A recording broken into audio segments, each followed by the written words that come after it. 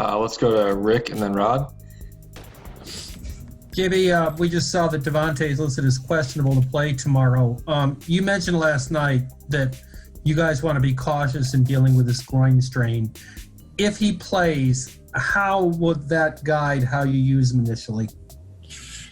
Yeah, I'll talk to Joe after this and make sure, number one, he can play. And then what are those restrictions? I don't have those yet. And there could be some minute restrictions, either in the totality or in the segments. I don't have that yet, Rick. So let me see what Joe says. Number one, let's see if he's a go. If he's a go, what do those minutes look like? And if there are any restrictions. Obviously, that'll dictate a little bit of what I do tomorrow night. So first steps first. He had a good workout today. That was encouraging. It doesn't mean he'll play, but that was encouraging today. Would you anticipate him going back into the starting lineup? I don't have that yet. I don't want to speculate just yet. I'll have more after this. I was really, I dug into our game last night. That's been my focus. Obviously, I'll look ahead tonight and tomorrow to the game and put our rotation together. It's a question I'm going to have to answer. I know everybody's eager for it and wants an answer right now. I don't have that for everybody, but certainly in the next 24 hours, I'll have something for everybody. That's if he goes. He still may not go. So let me figure out first where we're at with Devonte, and then I'll make those calls from there. Thanks. You're welcome. Hey, JB, I guess following up on that a little bit, is that a good problem to have? Obviously, if Devonte comes back, you got to kind of figure out how you fit guys and rotation-wise. I mean, obviously, we don't have something set, but to have him come back, I'm sure that kind of benefits you guys in a way that you're looking forward to. Yeah, Devonte's a big part of our program and what we're doing here. So we missed him. I think last night was a classic example of missing Devonte. Could have used him out there to steady us. And so, no matter if he's a starter off the bench, if he plays first quarter, second quarter, fourth quarter, the guy produces for us, and he's a good thing for us. So just having him back on the floor is a good problem. It's a good thing for me and for us. So the sooner he's back, the better. Obviously, there's things that, I have to figure out those rotations as we go, but I can deal with that. That's my job. The other thing is, you mentioned the game last night. Did you look at the defense in terms of three-pointers and how you guys can maybe fix some of the issues you were having, or is that just more of effort or whatever you want to call it out there? No, there's a little bit of effort and scheme issues on our end. There's definitely stuff on our end. There were definitely a number of shots that were too clean for them, especially at the three-point line last night. Not all of them, though. They had some guys that don't typically knock down at that rate that made shots, so you got to give them credit. They made shots, timely shots.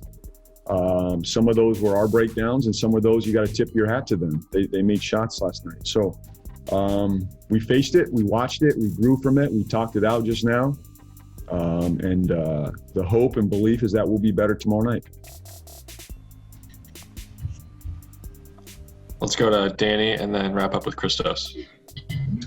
Coach Danny Thompson with three-point conversion. At least my mute button's not on right now. That's the most important thing. You mentioned earlier about today. 1 for 1, Danny.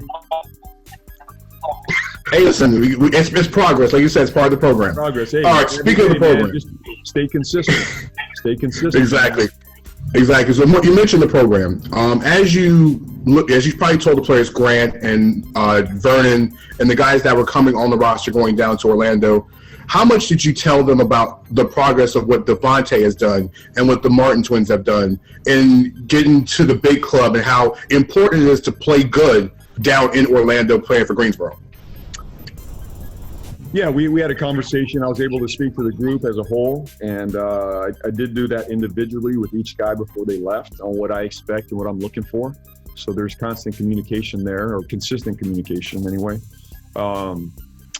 And they understand the value of the G League and what it's done for certain people in our program. And I think what Jay Hernandez is doing as well is he has other young or, other players that have gone through our program and other programs that have made it, and you just got to believe and stick with it and grow and develop. And we have a good track record, to your point. So we're watching, we're using that league. We value that league, and that's important. And I think Devonte and a number of other guys are good examples of that.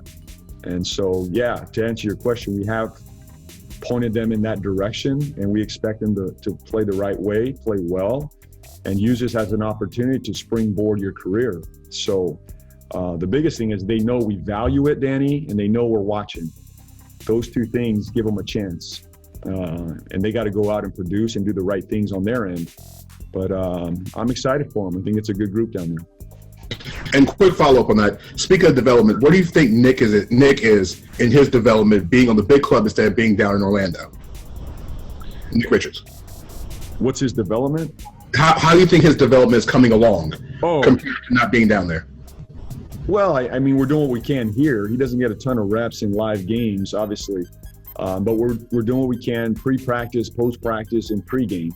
So we're trying to give him as much live simulation as possible. It's a challenge, but I think he's handled himself well. Part of development is the mental development and the physical, obviously.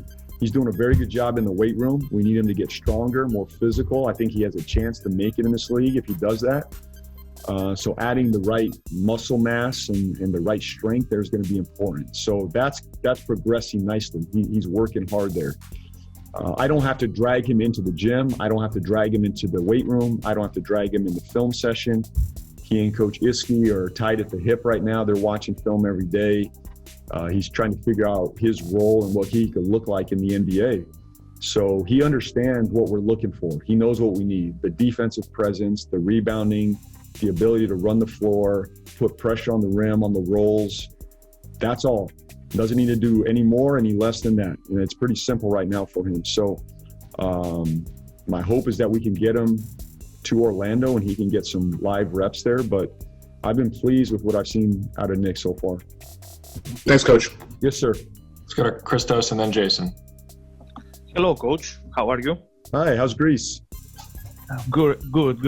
A little bad weather, but okay. No, I don't feel bad for you. No, I don't feel bad for you. You're eating all that good Greek food. Yeah, no doubt. I would like to ask you, games like that against the Grizzlies, how useful for you are about the rest of the season, and what different do you expect to see from your players on the next game? I expect us to be better. We got to be better defensively. Our communication, our attention to details got to be better. Our shot selection on offense has to be better. Our decision making has to be better. And for the most part, it has been this year. Last night was not a good example of that, obviously. So we all own it. We get better from last night. And, to me, I'm excited to see how we respond after last night's game on both ends of the floor. And it really starts on the defense, though. We got to be more locked into doing our job. Our efforts got to be better. And that's what I'm looking for tomorrow night. Let's go to Jason and wrap up quickly because then we got Caleb coming right after Coach. Hey, JB, hope you're having a good Thursday. It's more of an NBA philosophical coaching question because obviously the way the game has evolved where you have so many teams that put a priority on shooting threes and so many threes, but yet I know you guys have talked about this season being more aware, protecting the rim, protecting the paint. It seems like it's can be a catch-22 situation. So I'm curious as to how you sort of handle that delicate balance between the two when it comes to defense. Sure. It's a challenge. I mean, it is a challenge. The best teams in the league can do both. They take away the rim, they take away three. Those teams, God bless them. We're trying to get there, but for us, we're committed to at least doing one thing extremely well and trying to work on the margins of the three-point line. And I'm going to live with it, many nights. The teams are going to make some threes. They're going to take threes against our defense. Last night, the breakdowns of the open three are the ones I want to correct. We don't want to give up the wide open three. We know teams are going to shoot it. And so far, it's been the right formula for us. Going into last night's game, we're 10th in defense, and right now, I think we're the best second half defensive team in the league. We're rated number 1 there. So, I can't overreact to last night's game. we just got to get better on the margins there, take away the more open ones. But it's a great philosophical question. It's something we've studied for years. This is not like the first time we've done this. Back to my days, with San Antonio, we always asked ourselves the same question. How do we take away both? And that personnel probably lended more towards doing that. And that's why we were 1 or 2 in defense every year. Every year we were 1 or 2 in defense. It was like clockwork. For us, we're just not there right now.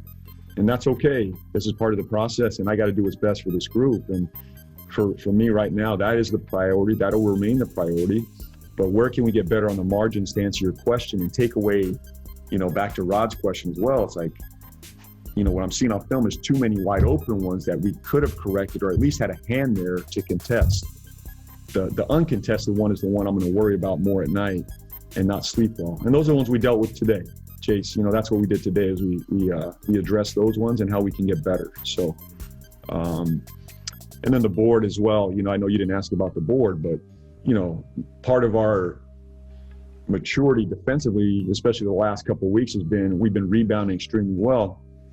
Obviously, last night, 19 offensive rebounds for them, 26 second chance points.